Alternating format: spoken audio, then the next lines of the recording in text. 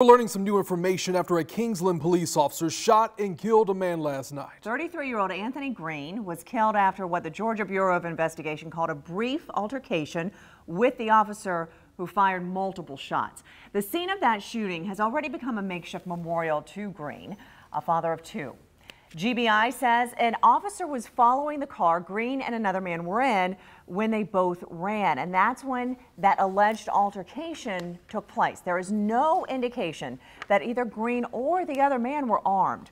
According to the GBI, the officer was wearing a body camera, and they are reviewing the footage. We've asked for that footage, but we haven't gotten it just yet.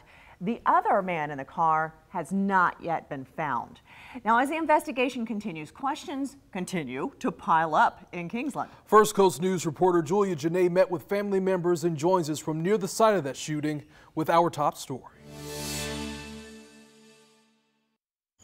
So many unanswered questions tonight, including what interaction there was in between the police officer and Tony Green before this incident happened last night. Over the last 24 hours, an entire community has been paying their respects at this makeshift memorial. This cross marks the spot where the GBI says there was a brief altercation between the officer and Green. You have mementos here like this Ziploc bag with letters addressed to a man that was affectionately known as Punch. Loved ones say they never expected this to be how his life ended.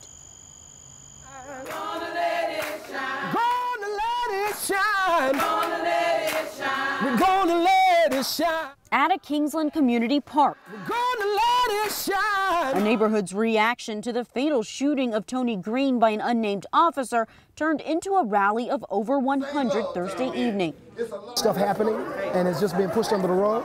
And now that it's happened so close to home, people really want to see a change, and they really want justice. Local pastors like Mac Knight are calling for accountability from city and county leaders. We never thought we would experience anything like this in Camden County. When my phone rang last night, I was certainly not expecting this type of news. And it's not just a black problem, it's an American problem. I want the police department to not shut this case. I want them to investigate. While loved ones are still asking how the traffic stop turned deadly. Of a nightmare, because I never thought that I would be one of the Trayvon Martins, and may have brought a bit of comfort, not all comfort, but a little bit of comfort, had somebody from the sheriff's department gave a statement. Several neighbors told First Coast News the officer and Green had run-ins in the past and complaints. When I called on the phone and say y'all need to do something about this officer, they brush it off. But the GBI has not released the officer's name or the body camera footage during what is currently an ongoing investigation.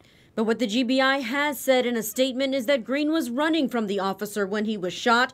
A second person in the car is also still on the run. That they don't really know about. But for this grieving family, it's a time to speak out for the 33-year-old father of two. I am angry, but I can't let my feelings override my faith either. So I know that justice will be served. First Coast News did send an open records request for the 911 calls associated with this shooting. We're told by the county's attorney that they are not available due to the open nature of this investigation. According to GBI records, this is the fourth officer-involved shooting in Georgia this week. It's the 48th in the state for this year. Reporting in Kingsland, Julia Janae, First Coast News on your side.